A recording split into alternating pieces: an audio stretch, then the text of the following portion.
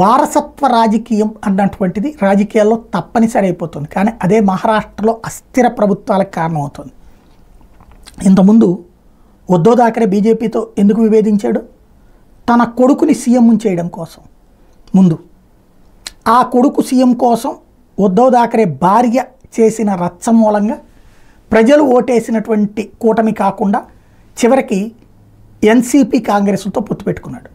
అక్కడ ఏ శివసేనకు వ్యతిరేకంగా ఏ బీజేపీకి వ్యతిరేకంగా పనిచేసినటువంటి ఎన్సీపీ ఎందుకు ఒప్పుకుంది ఈ కూటమిలోకి? తమ భావజాలానికి వ్యతిరేకమైనటువంటి వాళ్ళని ఎందుకు ఒప్పుకుంది అంటే ఎన్సీపీ అధ్యక్షుడు శరద్ పవార్కి తన కూతుర్ని అధికారంలో ఉన్నప్పుడు వారసురాలుగా ప్రకటిస్తే బెటర్ అనుకున్నాడు. అందుకని తన వారసుడిగా అంతకాలం పాటు పనిచేసి పెట్టినటువంటి అజిత్ పవార్ని పక్కన పెట్టి సుప్రియా సూలేని ముందు పెట్టాడు. వాళ్ళిద్దరి ఒకళ్ళ కొడుకు ఒకళ్ళ కూతురి ప్రమోషన్ కోసం జరిగిన దిక్కుమాలిన రాజకీయంతో విరక్తి చెందినటువంటి షిండే బయటకు వచ్చి ఇటు భారతీయ జనతా పార్టీతో పొత్తు పెట్టుకున్నాడు, ప్రభుత్వం ఏర్పాటు చేశాడు.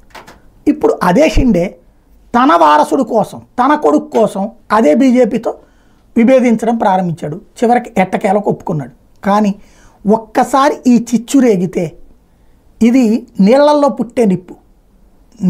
నిప్పును ఆర్పచ్చు, కానీ నీళ్లలో పుట్టే నిప్పును ఆర్పలేం. ఏదో ఒకనాడు మళ్ళీ రగులుతూనే ఉంటుంది. ఏం జరుగుతుందో చూడాలి.